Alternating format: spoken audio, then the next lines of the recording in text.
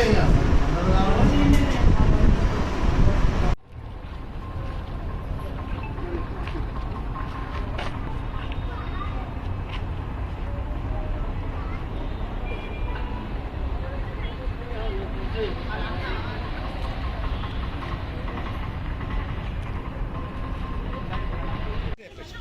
పెద్ద పూలు వేయడానికి పోయి బండికి మంచిగా వేరే టైం వచ్చి బండి మీద దించిపోయింది.